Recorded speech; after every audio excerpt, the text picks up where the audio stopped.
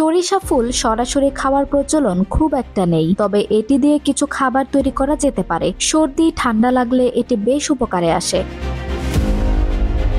জেনে নিন সরিষা ফুলের উপকারিতার কথা। অ্যান্টিঅক্সিডেন্ট গুণ। সরিষা ফুলে কিছু পরিমাণে অ্যান্টিঅক্সিডেন্ট উপাদান থাকতে পারে যা শরীরের ফ্রি র্যাডিক্যাল কমাতে সাহায্য করতে পারে। পাচন তন্ত্রের জন্য সহায়ক। সরিষা ফুলে কিছু পরিমাণে ফাইবার থাকতে পারে যা হজম প্রক্রিয়াকে উন্নত করে এবং কোষ্ঠকাঠিন্য দূর করতে সহায়তা করতে পারে। ভিটামিন ও মিনারেলের উৎস। যদিও সরাসরি গবেষণা কম, তবে সরিষার গাছের অন্যান্য অংশের মতো ফুলেও কিছু ভিটামিন যেমন ভিটামিন সি এবং খনিজ যেমন ক্যালসিয়াম ও পটাশিয়াম থাকতে পারে।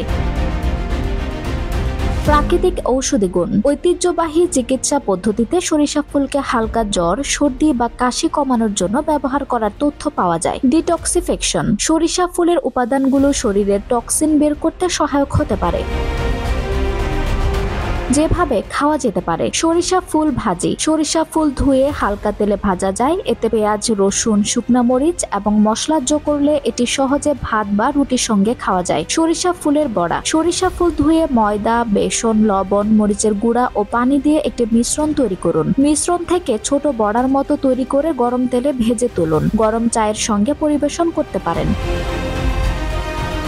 সরিষা ফুলের ভর্তা। সরিষা ফুল ধুয়ে সেদ্ধ করে নিন। সেদ্ধ ফুলের সঙ্গে সরিষার তেল, কাঁচামরিচ, লবণ এবং পেঁয়াজ মিশিয়ে একটি মসৃণ ভর্তা তৈরি করুন। ভাতের সঙ্গে পরিবেশন করুন। সবজির সঙ্গে মিশিয়ে রান্না। সরিষা ফুল শীতকালীন অন্যান্য সবজির যেমন আলু, বেগুন বা শিম সঙ্গে মিশিয়ে ভাজি বা ঝোল রান্নায় ব্যবহার করা যায়। এটি রান্নার স্বাদ এবং পুষ্টি বাড়ায়। মশলাদার স্যুপ বা স্টু। সরিষা ফুল দিয়ে মশলাদার স্যুপ বা সবজি স্টু তৈরি করা যায়। এতে হলুদ, আদা, রসুন এবং অন্যান্য মশলা ব্যবহার করলে স্বাদ আরো উন্নত হয়।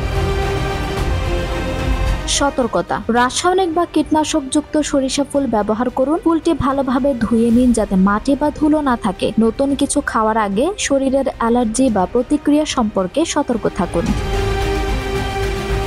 আঞ্জুম হক আরবি, টাইম নিউজ ডেস্ক।